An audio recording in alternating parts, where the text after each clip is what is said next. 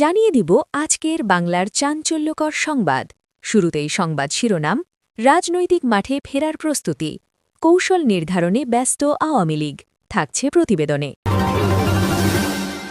শিবির ছাত্রদল সংঘর্ষে উত্তপ্ত ঢাকা বিশ্ববিদ্যালয়, গুপ্ত ইস্যুতে নতুন করে আলোচনায় নিষিদ্ধ ছাত্রলীগ, থাকছে প্রতিবেদনে। হাজার চেষ্টা করলেও আওয়ামী লীগ হতে পারবেন না জামায়াত আমির, থাকছে প্রতিবেদনে। জামায়াত কখনোই সুষ্ঠু চিন্তা করে না, ফখরুল, থাকছে প্রতিবেদনে। বিএনপি জাতির সঙ্গে সুস্পষ্ট প্রতারণা করছে, জামায়াত আমির, থাকছে প্রতিবেদনে। হাসিনাকে ফেরাবেন তারেক রহমান, থাকছে প্রতিবেদনে। এতক্ষণ শুনতেছিলেন সংবাদ শিরোনাম। রাজনৈতিক মাঠে ফেরার প্রস্তুতি, কৌশল নির্ধারণে ব্যস্ত বাংলাদেশ আওয়ামী লীগ। দীর্ঘ রাজনৈতিক অচলাবস্থা ও সাংগঠনিক চাপে থাকা বাংলাদেশ আওয়ামী লীগ নতুন করে ঘুরে দাঁড়ানোর প্রস্তুতি নিচ্ছে, এমন আলোচনা এখন দেশের রাজনৈতিক অঙ্গনে ক্রমেই জোরালো হচ্ছে। দলটির কেন্দ্রীয় ও তৃণমূল পর্যায়ের নেতাদের মধ্যে একাধিক বৈঠক ও অনানুষ্ঠানিক আলোচনা চলছে বলে জানা গেছে, যেখানে মূল লক্ষ্য হচ্ছে সংগঠনকে পুনর্গঠন এবং রাজনৈতিক মাঠে সক্রিয় উপস্থিতি নিশ্চিত করা। দলীয় সূত্রগুলো বলছে, সাম্প্রতিক সময়ের অভিজ্ঞতা থেকে শিক্ষা নিয়ে এবার কৌশল নির্ধারণে বেশি গুরুত্ব দেওয়া হচ্ছে বাস্তবধর্মী পরিকল্পনায়। বিশেষ করে তরুণ ভোটারদের আকৃষ্ট করা, সাংগঠনিক শৃঙ্খলা জোরদার করা এবং সামাজিক যোগাযোগ মাধ্যমে সক্রিয়তা বাড়ানো, এই তিনটি বিষয়কে অগ্রাধিকার দেওয়া হচ্ছে। রাজনৈতিক বিশ্লেষকদের মতে, বর্তমান প্রেক্ষাপটে সরাসরি বড় কর্মসূচিতে যাওয়ার পরিবর্তে ধাপে ধাপে মাঠে নামার কৌশল নিতে পারে দলটি। প্রথমে সামাজিক ও জনকল্যাণমূলক কার্যক্রমের মাধ্যমে জনসংযোগ বাড়ানো, এরপর ছোট আকারের সমাবেশ ও সাংগঠনিক কর্মসূচি, এভাবেই ধীরে ধীরে শক্তি প্রদর্শনের পরিকল্পনা করা হচ্ছে বলে ধারণা করা হচ্ছে। এদিকে দলের শীর্ষ নেতৃত্বের অবস্থান নিয়েও নানা জল্পনা রয়েছে। বিশেষ করে শেখ হাসিনা এর ভূমিকা ও ভবিষ্যৎ রাজনৈতিক কৌশল কী হবে তা নিয়ে আলোচনা তুঙ্গে। দলীয় নেতারা বলছেন, কেন্দ্রীয় নেতৃত্বের দিক নির্দেশনা অনুযায়ী পরবর্তী পদক্ষেপ নির্ধারণ করা হবে। তৃণমূল পর্যায়ে সংগঠনকে পুনরুজ্জীবিত করতে বিশেষ গুরুত্ব দেওয়া হচ্ছে জেলা ও উপজেলা পর্যায়ে কমিটি পুনর্গঠন, নিষ্ক্রিয় নেতাকর্মীদের সক্রিয় করা এবং নতুন নেতৃত্ব তুলে আনার পরিকল্পনা রয়েছে। একই সঙ্গে অতীতের বিতর্কিত কর্মকাণ্ড থেকে দূরে থাকার নির্দেশনাও দেওয়া হচ্ছে বলে জানা গেছে। অন্যদিকে বিরোধী রাজনৈতিক দলগুলোর তৎপরতা এবং সম্ভাব্য রাজনৈতিক সমীকরণও বিবেচনায় রাখা হচ্ছে।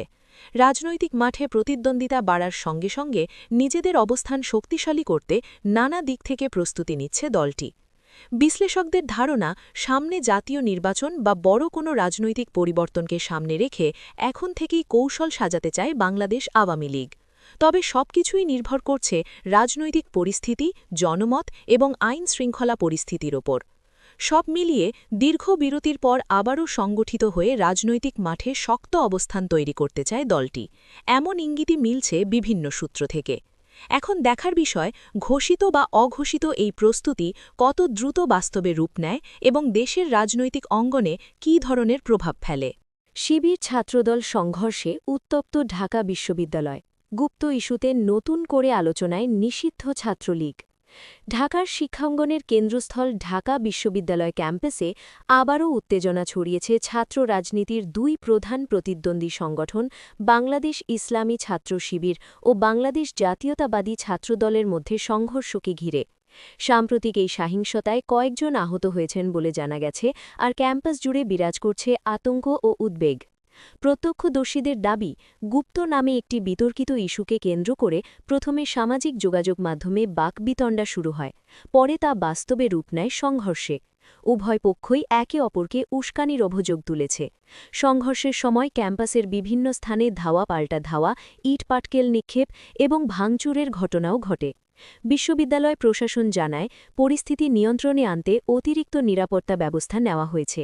ক্যাম্পাসে টহল জোরদার করেছে আইন শৃঙ্খলা বাহিনী। প্রশাসনের পক্ষ থেকে শিক্ষার্থীদের শান্ত থাকার আহ্বান জানানো হয়েছে এবং যে কোনো ধরনের সহিংসতা কঠোরভাবে দমন করা হবে বলে সতর্ক করা হয়েছে।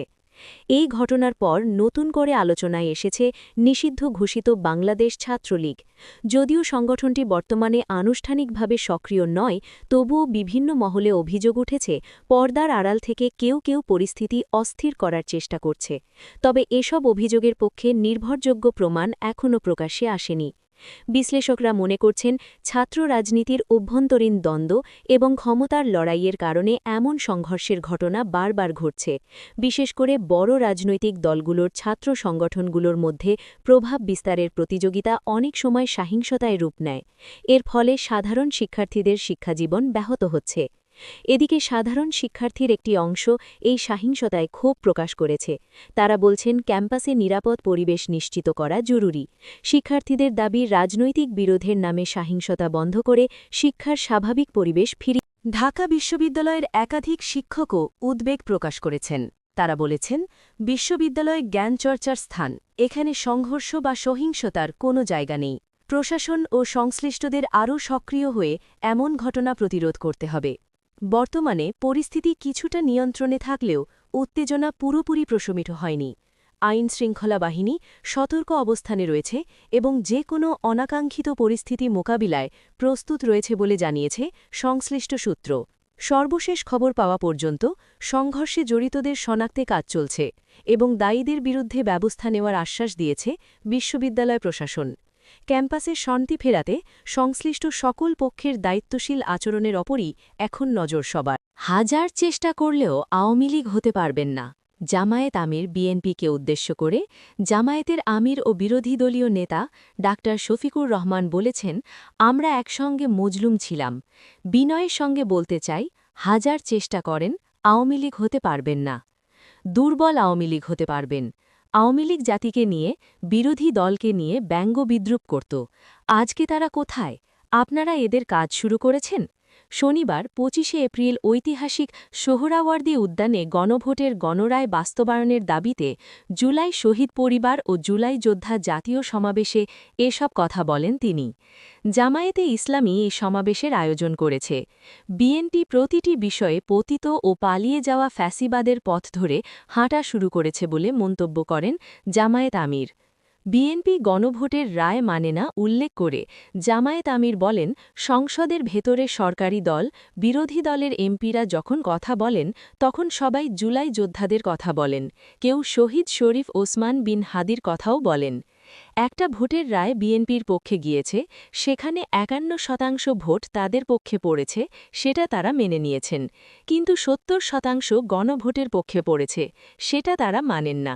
তারা ৫১% মানেন, কিন্তু ৭০% মানেন না। এটা লজ্জা ও দুঃখজনক।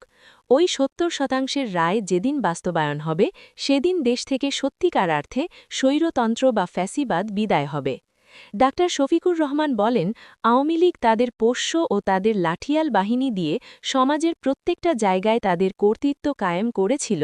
সে আওয়ামী লীগের পাশে তাদের দুঃখের দিনে কোনো লাঠিয়াল বাহিনী এসে দাঁড়াতে পারেনি। বিএনপি জাতির সঙ্গে প্রতারণা করছে মন্তব্য করে বিরোধী দলীয় নেতা বলেন, প্রত্যেকটি বিষয়ে বিএনপি বিরোধিতা করে চলছে। এটি জাতির সঙ্গে সুস্পষ্ট প্রতারণা। তারা তাদের নিজেদের ইশতেহারেরই বিরোধিতা করছে। আমার বোধহয় তারা যে বিরোধিতা করছে, এই জ্ঞানটাও তারা হারিয়ে ফেলেছে। বিএনপিকে উদ্দেশ্য করে তিনি আরও বলেন, প্রিয় বিএনপি, ভুলে যাবেন না, এই জুলাই না হলে এই মায়েদের, এই বাবাদের, এই ভাইদের, এই বোনদের সন্তান, স্বামী, ভাই, বোন জীবন না দিলে আপনারা ক্ষমতা এনজয় করতে পারতেন না। এখন বসে সব ভুলে গেছেন? জামায়াত কখনই সুষ্ঠু চিন্তা করে না। ফখরুল। নির্বাচনী ইঞ্জিনিয়ারিং করে বিএনপি ক্ষমতায় এসেছে, জামায়াতে ইসলামীর আমিরের এমন বক্তব্যের তীব্র নিন্দা জানিয়েছেন বিএনপির মহাসচিব মির্জা ফখরুল ইসলাম আলমগীর। তিনি বলেন, জামায়াত কখনই সুষ্ঠুভাবে চিন্তা করে না, তা প্রমাণিত হয়েছে। আজ শনিবার দুপুরে নয়াপল্টনে বিএনপির কেন্দ্রীয় কার্যালয়ে যৌথ সভা শেষে সংবাদ সম্মেলনে মির্জা ফখরুল কথা বলেন। জামায়াতকে ইঙ্গিত করে মির্জা ফখরুল বলেন, দেশের রাজনৈতিক স্থিতিশীলতাকে বিনষ্ট করার জন্য একটি পক্ষ প্রথম থেকেই অপচেষ্টা চালিয়ে যাচ্ছে। নির্বাচনের আগে থেকেই বিএনপির বিরুদ্ধে অফুরন্ত মিথ্যাচার, অপপ্রচার, সোশ্যাল মিডিয়াকে অন্যায় ও অনৈতিকভাবে ব্যবহার করে জনগণের কাছ থেকে দলকে সরিয়ে দেবার অপচেষ্টা করেছে, কিন্তু তারা সফল হয়নি। তারা ফ্যাসিস্ট শাসনের পায়তারা করছে কিনা সেটা চিন্তা করতে হবে। ভিন্নভাবে দেশকে আবার স্বৈরাচারের মধ্যে নিতে চায় কিনা সেটাও ভাবতে হবে। বিএনপির মহাসচিব বলেন, আমি আজকে এক পত্রিকায় একটি সংবাদ দেখলাম, যে সংবাদটি আমাকে অত্যন্ত আহত করেছে। সেখানে জামায়াতে ইসলামীর আমির বলছেন, বিএনপি ইঞ্জিনিয়ারিং করে ক্ষমতায় এসেছে।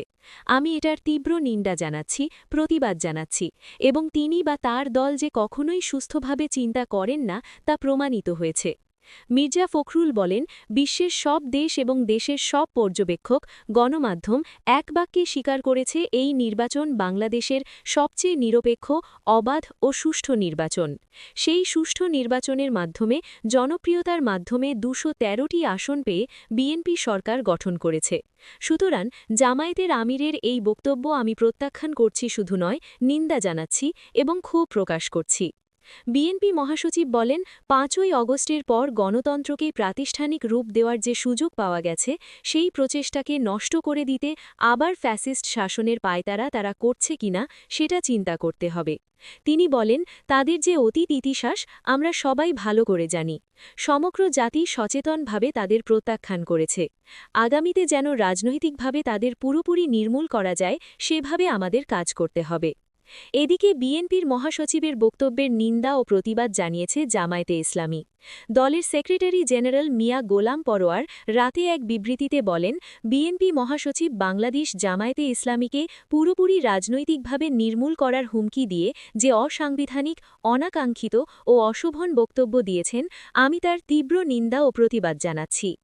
জামায়াতের সেক্রেটারি জেনারেল বলেন, বিএনপি মহাসচিবের এমন বক্তব্য গণতন্ত্রের ভাষা নয়। তিনি পতিত আওয়ামী ফ্যাসিবাদীদের ভাষায় কথা বলেছেন। তার মতো দায়িত্বশীল নেতার কাছ থেকে এ ধরনের বক্তব্য দেশবাসী আশা করে না।